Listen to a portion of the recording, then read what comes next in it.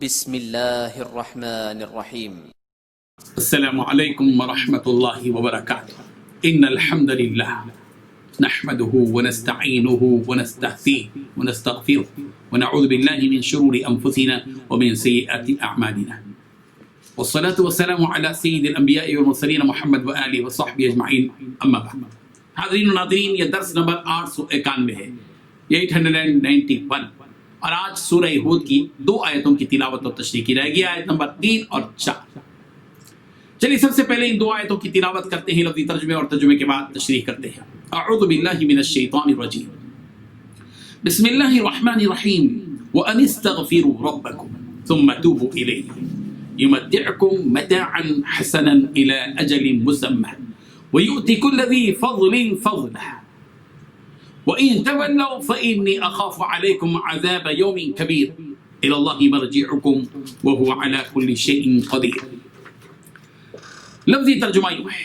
وَأَنِ اسْتَغْفِرُوا، اور یہ کہ تم مغفرت طلب کرو، ربکم اپنے رب سے،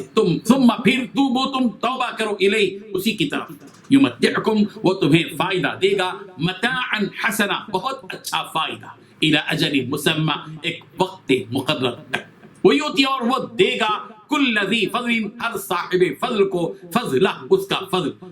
وَإِنْ اور اگر تولو تم منہ پھیر لو گے، فَإِنِّي تو بے شک میں اخاف ڈرتا ہوں علیکم تم پر عذاب یوم کبیر ایک بہت بڑے دن کے عذاب سے، الی اللہ اللہ ہی کی طرف ہے، مرجعکم تمہارا لوٹنا، وہوا اور وہ علی کل شیء ہر چیز پر قدیر خوب قادر ہے۔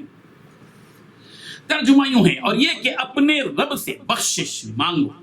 اور اس کے آگے توبہ کرو، وہ تمہیں ایک وقت مقرر تک متاع نیک سے بہرہ مند کرے گا، ہر صاحب بزرگی کو اس کی بزرگی کی داد دے گا، اور اگر روگردانی کرو گے تو مجھے تمہارے بارے میں قیامت کے بڑے دن کے عذاب کا ڈر ہے۔ تم سب کو ایک اللہ ہی کی طرف لوٹ کر جانا ہے اور وہ ہر چیز پر قادر ہے۔ ان 2 آیتوں میں 7 باتیں بتلائی گئی ہیں۔ پہلی بات، اپنے رب سے بخشش مانگو، دوسری بات اس کے آگے توبہ کرو، تیسری بات وہ تمہیں ایک وقت مقررہ تک خوش عیش زندگی دے گا، نمبر 4 اور ہر زیادہ عمل کرنے والے کو اس کا ثواب عنایت فرمائے گا، پانچویں بات اور اگر تم اعراض کرو تو میں تم پر بڑے دن کے عذاب کا اندیشہ رکھتا ہوں، نمبر 6 تم کو اللہ کی طرف لوٹنا ہے، نمبر 7 اور وہ ہر چیز پر قادر ہے۔ بزرگان محترم، ان آیتوں میں یہ حکم دیا جا رہا ہے کہ تم اپنے کیے ہوئے گناہوں پر استغفار کرو، یعنی شرک، کفر اور دوسرے گناہوں سے مغفرت طلب کرو، اور جو کچھ جرم تم سے صادر ہوئے ہیں پوری ندامت اور شرمندگی کے ساتھ اللہ کے حضور سچی توبہ کرو، اور یہ پکا ارادہ کرو کہ آئندہ تم ان گناہوں کو دوبارہ نہیں کرو گے۔ اگر تم اللہ تبارک و تعالیٰ سے مغفرت طلب کرو گے اور سچی توبہ کرو گے تو اللہ تبارک و تعالیٰ دنیا میں تمہیں خوش عیشی عطا فرمائے گا، یعنی تمہاری مرضی کے مطابق دنیا میں تمہیں بہتر منافع عطا کرے گا، تمہیں اچھی زندگی بخشے گا اور وسیع رزق دے گا، اور یکے بعد دیگر نعمتوں پر نعمتیں عطا کرے گا، الی اجل مسمى ایک وقت مقررہ تک اللہ تبارک و تعالیٰ تمہیں یہ سب کچھ عطا کرے گا، یعنی تمہاری موت تک تمہیں خوش عیشی عطا فرمائے گا۔ سورہ نحل کی آیت نمبر 97 میں کہا گیا، فَلَنُحْيِيَنَّهُ حَيَاةً طَيِّبَةً ہم اس کو اچھی زندگی عطا کریں گے۔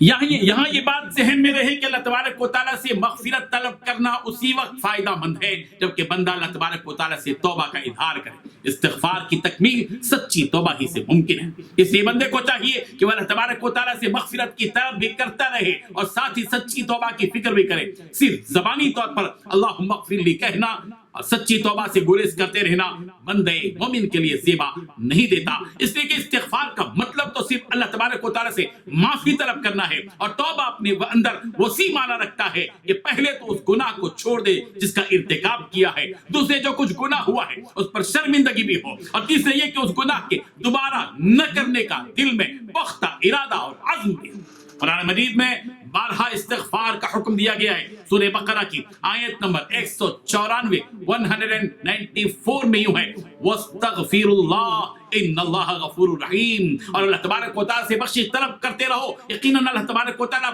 بخشنے والا مہربان ہے. سورہ نساء کی آیت نمبر 106 106 میں یوں کہا گیا واستغفر اللہ ان اللہ کان غفورا رحیما. سورہ نصر کی آیت نمبر 3 میں کہا گیا فسبح بحمد ربک واستغفر انہ کان توابا، اور اپنے رب کی تسبیح کرنے لگ جاؤ حمد کے ساتھ اور اس سے مغفرت کی دعا مانگو، بے شک وہ بڑا ہی توبہ قبول کرنے والا ہے. استغفار کے مفید نتائج